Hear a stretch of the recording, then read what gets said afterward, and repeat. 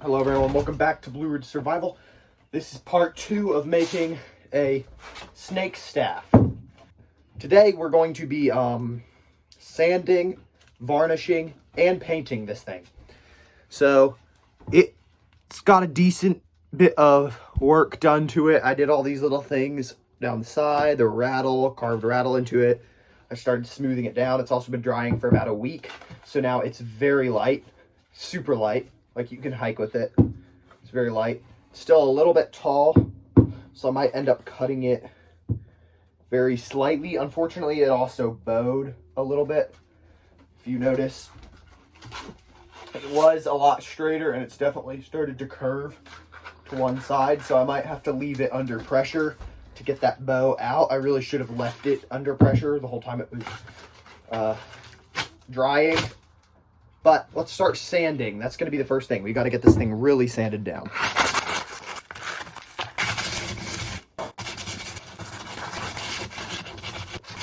This definitely works better with a Dremel. I don't have one though, so.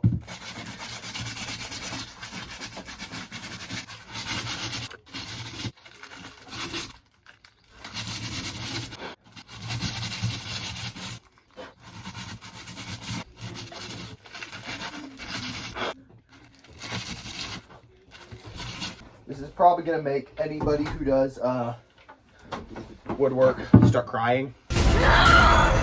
Because this is a side grinder and I was using it to cut some of the burrs off at the very base, like sand them down. It's kind of painful to watch, but I'm going to do it.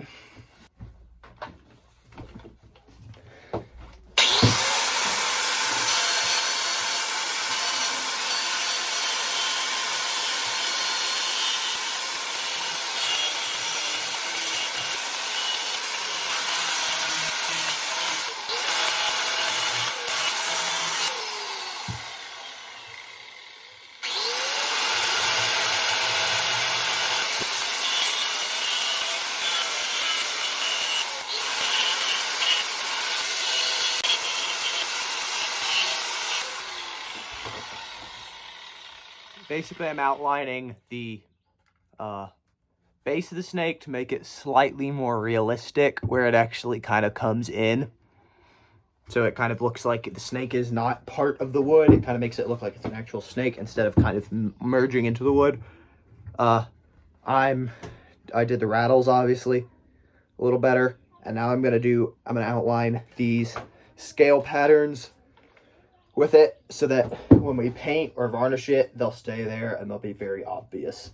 Probably going to do a cross hatching all the way down the whole thing.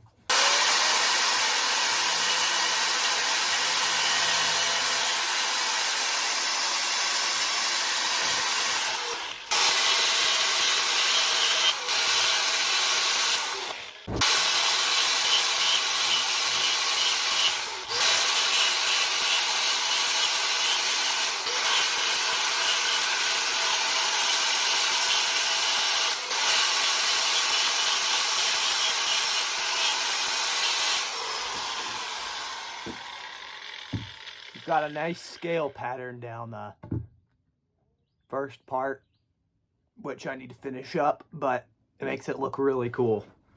It's very, very simple as well.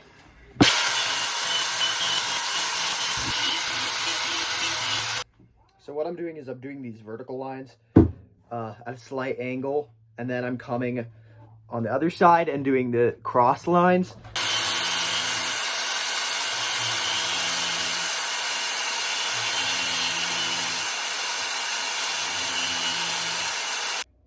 We've now got a scale pattern down the entire body of the snake, on the sides a little bit.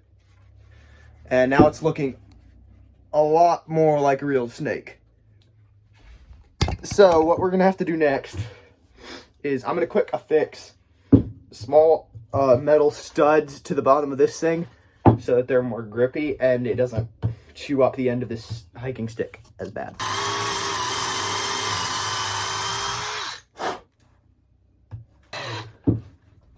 All right, we got one. Now we just got to do two more.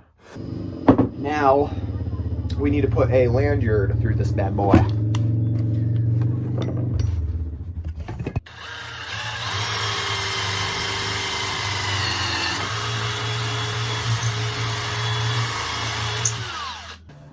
we go, and then we're just gonna sand down around the hole.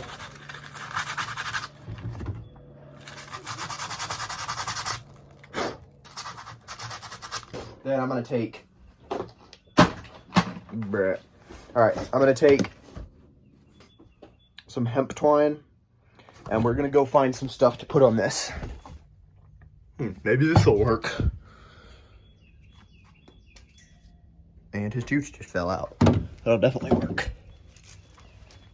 Coyote tooth. And obviously, I just had a coyote tooth lying around from a skull I found in the woods a couple days ago, so we're gonna use that. Because who doesn't just have a coyote tooth lying in their yard?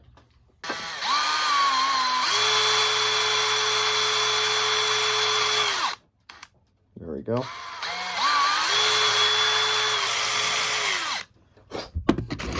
If your dentist does this, you've got a problem. You get our snake staff. People will pay big money for little things like a coyote tooth on a snake staff or just a normal staff. I have a short story. I was up in North Carolina, and there's a bunch of staffs up there at this little shop, like hiking sticks. Most of them were pretty much just like this hiking stick, except just the stick part, just like that.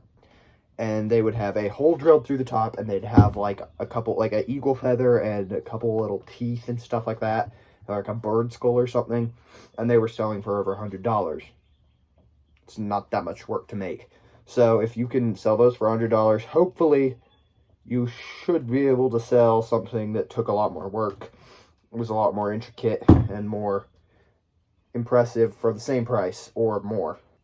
So I've got the coyote tooth on it. I'm going to tie this little lanyard, the square knot.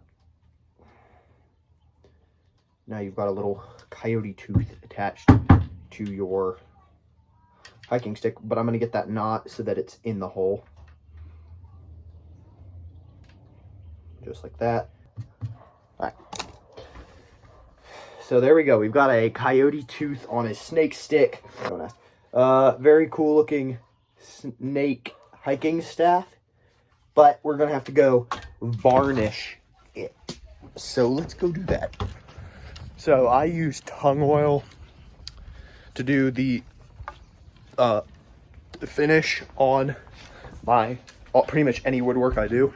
I use Tung Oil because if you're making like spoons or something, it is not toxic. But for a staff, you can use just about whatever you want. If you want to do like a hard clear coat varnish kind of thing to make the whole thing really really shiny and smooth, you can do that. But you can do any coats you want on this kind of thing. I'm just going to do Tung Oil, and I usually do about 3 coats. Put a coat on, wait a couple hours, put another coat on, wait another couple hours, put another coat on. By then it's a kind of dark yellow brown color, and it's completely waterproof. Alright, so I've got the Tung Oil and some paper towels. I normally use a normal towel, but all the rags I normally use, I can't find any of them, and if I use one of my mom's kitchen towels, I'm liable to get killed. Alright, let's get this Tung Oil on this stick. So you get the Tung Oil. This is so cool when it goes on though. You just apply it and it makes it so nice. It makes it so shiny looking, especially once you start working it into the grain.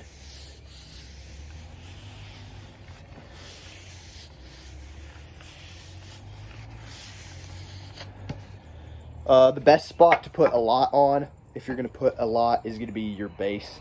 Because obviously if you're hiking in any bad weather whatsoever, you're going to have a lot of water penetration at the bottom of your hiking stick.